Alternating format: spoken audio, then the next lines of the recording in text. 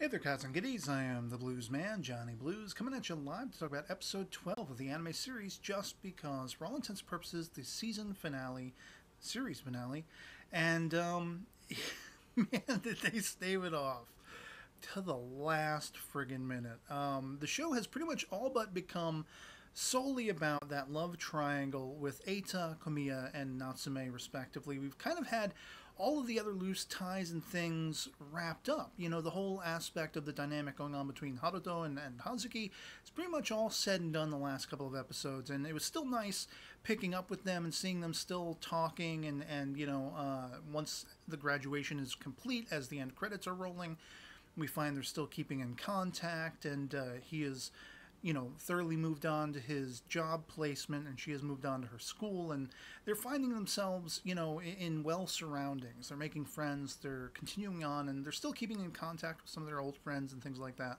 And so it was much more of a footnote compared to the crux of this episode, which was really, like I said, the meat and potatoes of it was that love triangle, and they push it off to the very end, opening, I might add, with the answer to what was apparently a misdirection by the end of the previous episode, where they closed in on Eita's smiling, so the assumption was he succeeded in getting accepted into the school he was applying for, which was the one that Natsume was originally supposed to be, taking the entrance exams for.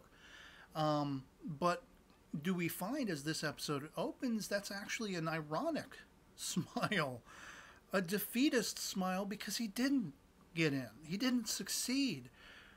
And like, sort of the first thing that I felt was this kind of confliction, because I felt bad for him, because he's like, man, I'm always going to be a loser, but then I'm like, and I said it audibly, I was like, but dude, that's a good thing. And then I was like, oh yeah, but you don't know that yet. Like, I felt bad for him, but then immediately thereafter I was like, oh crap, but no, that's good. Because inevitably what that meant was he was going to have to fall back on the college that had already accepted him, which is the one Natsume decided to direct herself toward, and she's subsequently gotten into. So I knew the whole episode, they are both going to end up at the same school. But of course, because of Eita's pridefulness and still needing to let Komiya down and everything, which was heartbreaking, we've all been on the receiving end of that. And she really musters her courage, and she's going to face this. She knows what's coming. She knows when that other leg drops, he is going to be letting her down, and she's ready to face it. And once he leaves, after the beautiful craftsmanship of the yearbook, the personal yearbook she makes for him, and everything like that, adding to the bittersweet emotions, once he leaves, she breaks down sobbing. And it killed me. She is so endeared to me. She might be my favorite character, if I'm honest. And because I've been there, and because I mean, we all have, and she wears that placid mask, and she takes it right on the knee, right on the chin, and then she lets it all out. Her two photography club guys, they're coming to, like, hook up with her, see what's going on, and they hear her sobbing, and they sneak off. And I was thunderstruck. I was welling up with tears, and I just wanted to hug her. In that moment, I wanted to embrace her and be like, girl, you're going to so rebound from this. And I love, you essentially get that by the end, as they're wrapping everything up. Kamiya's story, you find that she's applying to, like, the Tokyo School of the Arts or something like that, is her first choice for college, for the next step, inevitably, eventually. And both of her photography club partners are going to be doing the same thing. They want to go to the same one. So, like, they're going to be a troupe. They're going to be a little troupe post-school, once school is done. And she had that big ear-to-ear grin, like, here she found friends where I guess she maybe never really, thought of them that way, that kind of thing, or never really recognized that. You know, they were sort of adversarial and playfully all throughout the series and whatever like that. But she earned their respect. And I also really liked the little twist, and again, subverting expectations.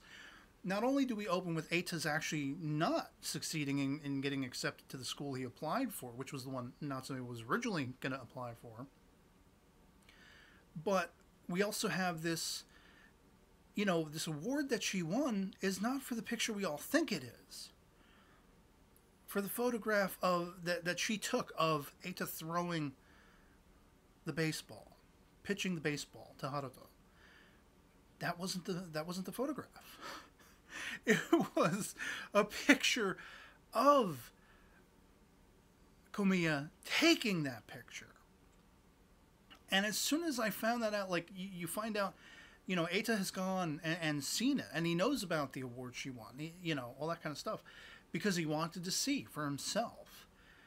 And that he was actually glad about that and everything like that. Like, I just loved that little twist, another little wrinkle in the expectations going into this episode. Yes, she won the award, but it wasn't for the picture we thought it was, you know? And Eita did not get into the school he was applying for, which is for the better, because that means he's going to be going to the school that Natsume will, you know, that kind of thing. And like I said, that gut punch of emotion that came when he lets her down, Kamiya down. But then, like I say, they they are pushing it. Literally, it's pushed off till the last minute. Finally, Eita and Natsume reconciling, you know. He completely, because of his defeatist attitude, this loser attitude and mindset he's built up for himself, he's like, I think he's thinking in that moment, you know, carrying this around with him for the longest time. I can't confront her. I can't, you know, go and reveal myself. I didn't get into this school. That was the promise I made to myself. Even though she's trying to track him down, I mean, once you get a couple of messages like that, if I'm in Eita's shoes, I'm like, what does she want? Maybe I should go talk to her. Maybe I should find out. Maybe, you know, there's a snowball's chance in hell, but maybe she likes me, you know. I mean, my brain would start working along those lines. But he can't let himself. He can't let himself because he feels like the world just vomited all over his shoes, you know. And it sucks for him. It sucks to be him as far as he's concerned. He feels like, I can't, the pains I'm going to go through if I reveal myself and I get turned down, and then we're not going to end up at the same school, and the rest of my life is going to just be, you know, completely suck, you know, 6 weeks to Sunday. But it was still frustrating to watch him not talking to her, not chasing her down.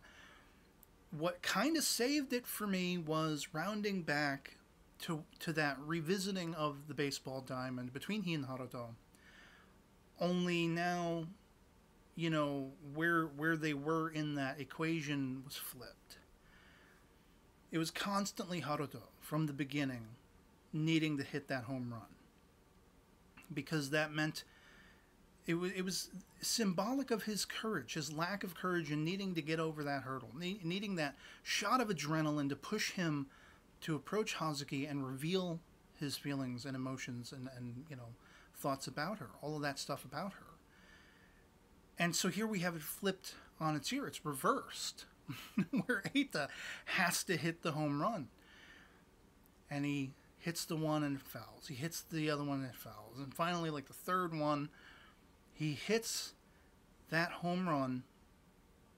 And the way they, you know, the cinematography, the editing, the direction of this, where it kind of goes into slow motion and Haruto's like, go, you know, and Eita runs, and they do this great thing where if you're looking at the sky, the horizon up above everyone, for every shot that follows, there's like, you know, the wake of a plane, the smoke being left behind the engines of a plane, as if to symbolize that home run ball reaching far beyond the stars, far beyond the heavens. And he's running and he's trying to find her. It never occurs to him to text her, wait for me, I'm on my way. You know? Finally, he says something.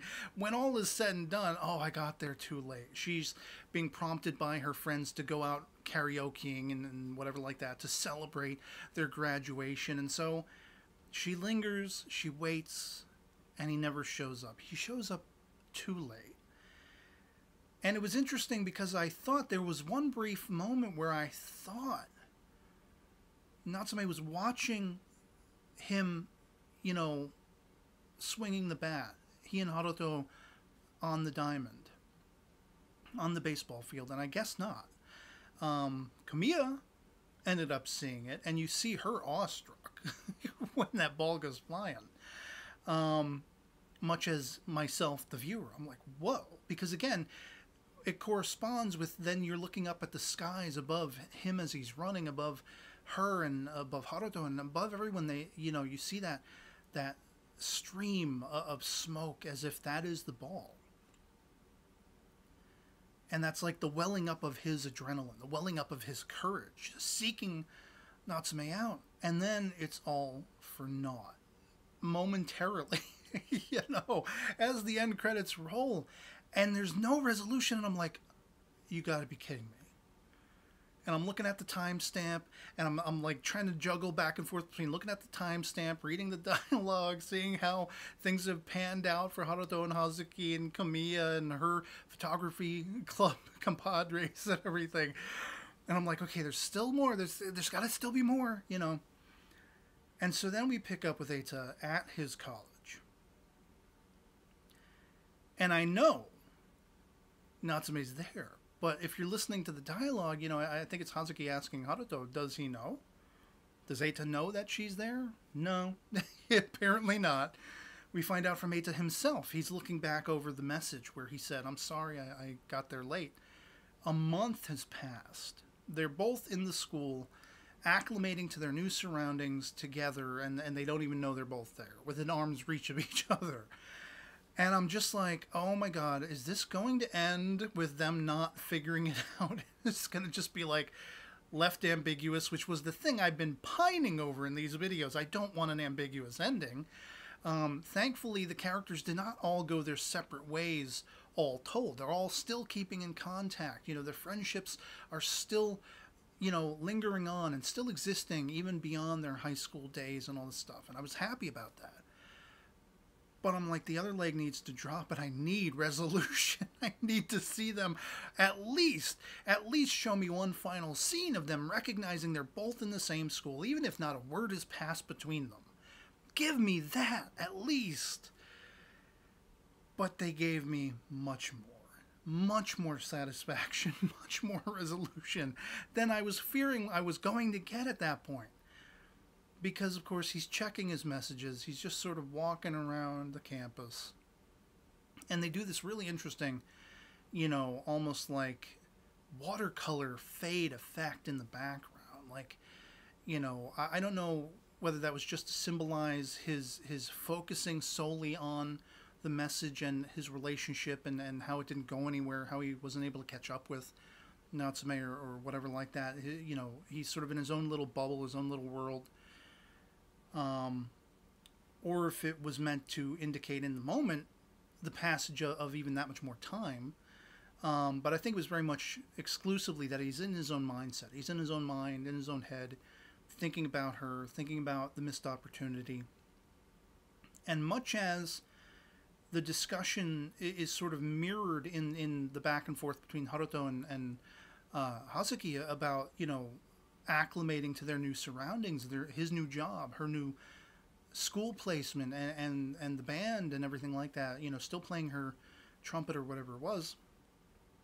We have that very much mirrored in that 1 month length of time between Eita and Natsume, because they kind of needed to figure out their surroundings. They needed to gain their bearings in this new environment, making new friends, getting used to their new classes, all this kind of stuff.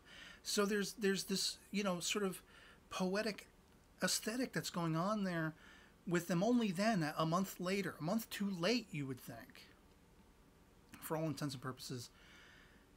And just as he's looking at his phone, she chimes in, "How are you enjoying your school?" And I'm like, oh man, she's off watching him. She's behind him. What is it going to be? And immediately she said, he says, oh, I'm enjoying it just fine. And she chimes back in, yeah, I can tell. I can see you from here. Turn around. And of course, he turns around and they confess to each other. And it's like, I'm the hopeless romantic jackanapes who's sobbing at this point, like, oh man, they both really genuinely like and dig each other. They're both in the same school. She, it's not like she was persuaded. She makes the point of saying this in the dialogue, but, and I'm kind of glad they did to punctuate this for anyone who was missing it. She didn't decide to redirect the entire course of her life simply because of some, being smitten with him or some sense of puppy love or anything like that. She actually wanted to make decisions for herself. And that's what, when her sister told her, you don't need to follow my footsteps. You don't need to go to the school I went to. And all that kind of stuff. Live your own life. Make your own decisions. Make your own mistakes. Learn from them.